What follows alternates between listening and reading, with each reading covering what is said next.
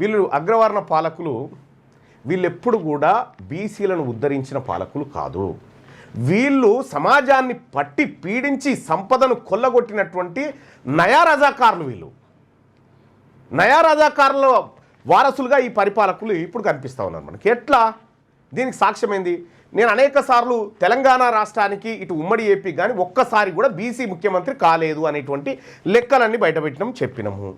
తెలంగాణ రాష్ట్రానికి వీళ్ళు ఎట్లా కొల్లగొట్టిరు, భూములు ఎట్లా కొల్లగొట్టిరు, భూములు ఎట్లా నిజాం నుంచి జారిపోయినటువంటి భూములు బీసీలకు పేద వర్గాలకు దక్కకుండా మళ్ళీ జాగీర్దారులకు జమీందారులకు వాళ్ళకే ఎట్లా దక్కినాయి, ఆనాటి జాగీర్దార్ కుటుంబాలే ఆనాటి జమీందార్ కుటుంబాలే ఇవాళ అసెంబ్లీలో కూర్చున్నాయి అనేటువంటి లెక్కలతో పాటు ఏ అసెంబ్లీలో ఎంతమంది ఎవరెవరు కూర్చున్నారనేటువంటి డాటా కూడా మీ ముంగట పెట్టడం జరిగింది ఇప్పటికే.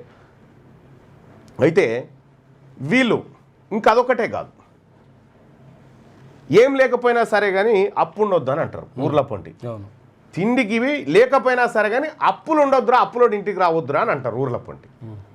ఎస్, మరి నిజాం వదిలిపెట్టినప్పుడు మన ఆర్థిక పరిస్థితి ఏంది, 2014లో ఆర్థిక పరిస్థితి ఏంది, ఆంధ్ర వాళ్ళు వదిలిపెట్టినప్పుడు ఇప్పుడేంది ఆర్థిక పరిస్థితి.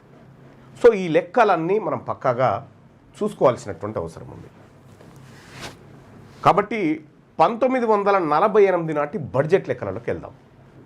ఆ రోజు బడ్జెట్ ఈ పాలకులంతా ఏం చేసిరంటే, ఈ అగ్రవర్ణ పాలకులంతా నిజాం దుర్మార్గుడు, నిజాంకి శాతగాదు, నిజాం రాక్షసుడు అనేటువంటి ఒక కలర్ తీసుకొచ్చినారు. కానీ నిజాంను మించిన నరరూప రాక్షసులు వీళ్ళు.